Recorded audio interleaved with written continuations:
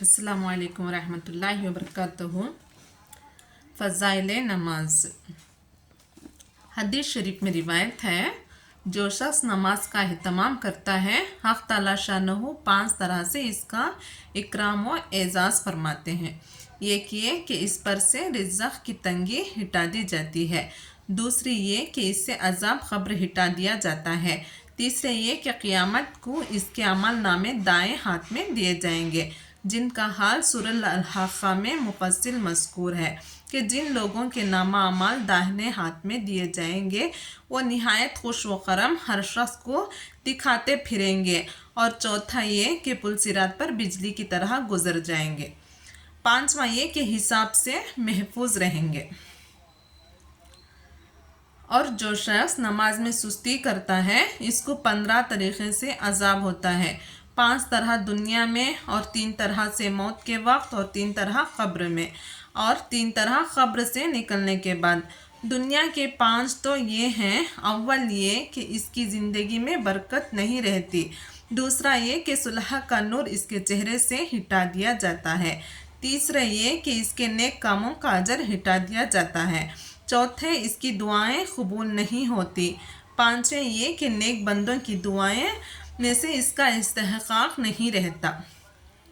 और मौत के वक्त के 3 अज़ाब ये हैं कि अव्वल ज़िल्लत से मरता है, दूसरे भूखा मरता है, तीसरा प्यास की शिद्दत में मौत आती है, अगर समंदर भी पी ले तो प्यास नहीं बुझती।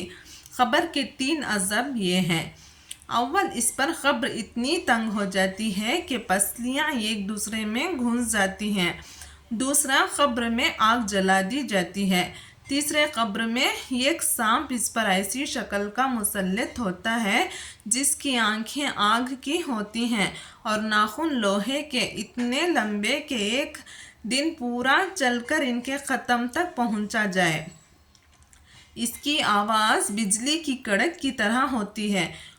वो ये कहता है कि मुझे मेरे रब ने तुझ पर मुसल्लत किया है कि तुझे सुबह की नमाज ज़ाया करने की वजह से आफ़ताब के निकलने तक मारे जाऊं, और ज़ोहर की नमाज ज़ाया करने की वजह से असर तक मारे जाऊं, और फिर असर की नमाज ज़ाया करने की वजह से गुरूब तक, और मगरिब की नमाज ज़ाया करने की वजह से ईशान तक, और ईशान की नमाज की वजह से सुबह तक मारे जाऊं।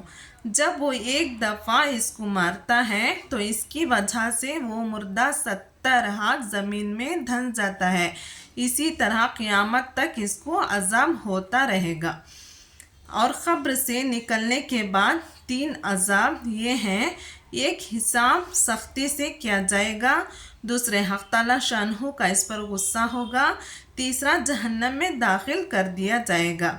एक और रिवायत में ये भी है, इसके चेहरे पर 3 सतरें लिखी हुई होती हैं। पहली सतर अल्लाह के हक़ को ज़ाया करने वाले, दूसरी सतर अल्लाह के गुस्से के साथ मखसूस, तीसरी सतर जैसा कि तूने दुनिया में अल्लाह के हक़ को ज़ाया किया, आज तो अल्लाह की रहमत से मायूस है।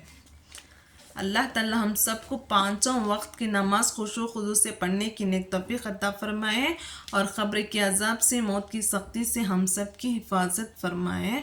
आमीन। अगर आपको हमारी हदीस पसंद आई है तो आप हमारे चैनल को सब्सक्राइब करें, शेयर करें और लाइक करें। जज़ाकल्लाह।